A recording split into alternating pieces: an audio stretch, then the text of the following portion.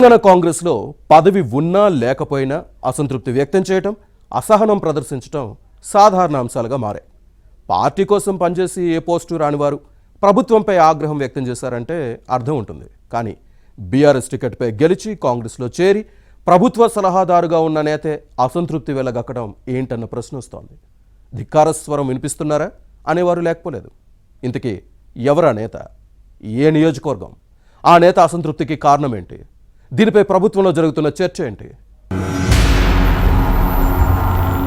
కామారెడ్డి జిల్లా బాన్సువాడ ఎమ్మెల్యే పోచారం శ్రీనివాసరెడ్డి తెలంగాణ రాజకీయాల్లో సీనియర్ నేత. 4 దశాబ్దాల రాజకీయ జీవితంలో తెలుగుదేశం, బీఆర్ఎస్ లో పనిచేశారు. అటు ఉమ్మడి ఆంధ్రప్రదేశ్లో, ఇటు తెలంగాణలో మంత్రిగా బాధ్యతలను నిర్వహించారు. 2023 ఎన్నికల్లో బాన్సువాడ బీఆర్ఎస్ ఎమ్మెల్యేగా గెలిచారు. కానీ కాంగ్రెస్ అధికారంలోకి రావడంతో హస్తం పార్టీలో చేరి ప్రభుత్వ సలహాదారు పదవిలో ఉన్నారు. అటువంటి నేత ఇప్పుడు ముఖ్యమంత్రి రేవంత్ రెడ్డి సర్కార్పై అసంతృప్తి, అసహనం వ్యక్తం చేయడం రాజకీయ వర్గాల్లో చర్చనీయాంశంగా మారింది. ప్రభుత్వంలో ఏ పనులు జరగడం లేదన్నది ఈ నేత మాట. మంత్రులకు ఫోన్ చేసినా ఎత్తరని, సీఎంకి 20 సార్లు చెప్పినా పని కావడం లేదని పోచారం బహిరంగంగా వ్యక్తం చేసిన ఆవేదన సర్కార్ను ఇరకాటంలో నెట్టింది. ప్రభుత్వ సలహాదారుగా ఉండి ఈ విధంగా మాట్లాడడం ఏంటన్న ప్రశ్న వస్తోంది. ధిక్కార స్వరం వినిపిస్తున్నారన్న వ్యాఖ్యలు లేకపోలేదు. కాంట్రాక్టర్లకు బిల్లులు చెల్లించకపోవడంతో వార్ని మండలం సిద్ధాపూర్ దగ్గర కొత్తగా నిర్మిస్తున్న రిజర్వాయర్ పనులు అర్ధాంతరంగా ఆగిపోయాయి. బీఆర్ఎస్ హయాంలో పట్టుబట్టి మరీ తెచ్చుకున్న ఈ పథకానికి కాంగ్రెస్ ప్రభుత్వం నయా పైసా ఇవ్వడం లేదు. దీంతో రిజర్వాయర్ పరిస్థితిని ఇటీవల పరిశీలించి నీటిపారుదల శాఖ అధికారులతో సమీక్షించారు. పనులు ఆగిపోవడంపై ప్రశ్నిస్తే తమకేమీ తెలియదని, పైనుంచి నిధులు రావడం లేదని జిల్లా ఆఫీసర్లు చెప్పడంతో పోచారంలో ఆగ్రహం కట్టలు తెంచుకుంది. ఏదో ఒకటి తేల్చే వరకు ఇక్కడే ఉంటానని పట్టుబట్టి రాత్రి వరకు నిరసన వ్యక్తం చేయడంతో చివరికి ఇంజనీర్ ఇన్ చీఫ్ ఫోన్లో పోచారంతో మాట్లాడి సముదాయించారు.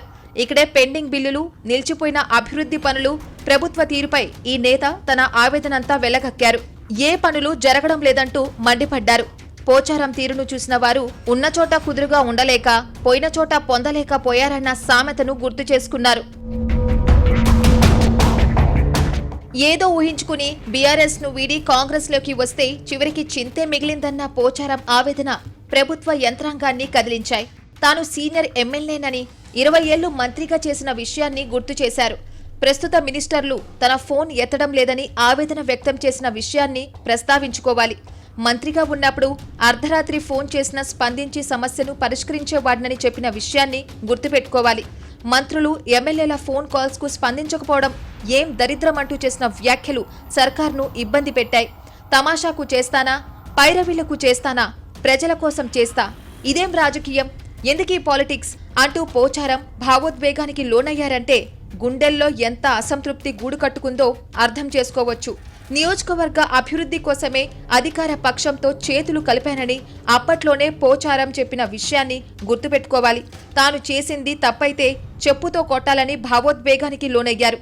అయినప్పటికీ అభివృద్ధి పనులు ముందుకు సాగకపోవడం, కోట్లాది రూపాయల పెండింగ్ బిల్లులు రాకపోవడంతో ప్రభుత్వంపై తిరుగుబాటు చేస్తున్నారన్న ప్రచారం జరుగుతోంది. బీఆర్ఎస్ హయాంలో బాన్సువాడ నియోజకవర్గంలో చేపట్టిన కొన్ని ప్రధాన పనులు ఇప్పటికీ అంతర్గతంగా నిలిచిపోయాయి. పూర్తి చేసిన పనులకు బిల్లులు రాలేదు. దీంతో కాంట్రాక్టర్లు పనులు మధ్యలోనే వదిలేశారు. కోనాపూర్ ప్రాజెక్టుకు 14 కోట్లు మంజూరు కాగా ఇంకా 4 కోట్లు రావాల్సి ఉంది. నర్సింగ్ కాలేజీ నిర్మాణానికి 15 కోట్లు ఇవ్వాలి. రోడ్లు, మరికొన్ని ప్రభుత్వ భవనాలకు బిల్లులు పెండింగ్లో ఉన్నాయి. కేవలం ఈ పనులు చేయించుకోవడంతో పాటు రావాల్సిన బిల్లుల కోసమే కాంగ్రెస్తో చేతులు కలిపారు. తీరా పనులు జరగకపోగా పరిస్థితి మరింత దయనీయంగా మారింది. ఈ క్రమంలోనే పోచారం ప్రభుత్వంపై వ్యతిరేక స్వరం పెంచారు. వాస్తవానికి అభివృద్ధి పనులు చేస్తున్న కాంట్రాక్టర్లు పోచారం సన్నిహితులు కావడంతో వారికి బిల్లులు ఇప్పించడానికి తీవ్రంగా కృషి చేస్తున్నారు. కానీ ఈ నేత విన్నపాలు, ప్రయత్నాలకు పాలకులు సహకరించడం లేదు. మంత్రుల స్థాయిలో కనీస స్పందన లభించడం లేదు. ప్రభుత్వ సలహాదారుగా ప్రోటోకాల్ ఉన్నప్పటికీ పాటించే దిక్కులేదన్న బాధ ఈ నేతలో ఉంది. కేవలం తన వారిని కాపాడుకునేందుకు మాత్రమే కాంగ్రెస్తో చేతులు కలిపారని వినిపిస్తోంది. ఈ క్రమంలోనే ఒంటరైన నేతగా కొంతకాలంగా మనోవేదనకు గురవుతున్నారు.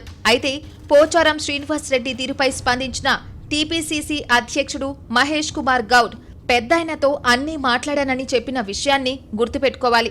ఇది పార్టీ అంతర్గత వ్యవహారమని భావిస్తారా లేక పోచారం వ్యక్తిగత అంశమని వదిలేస్తారా అన్నది చూడాలి.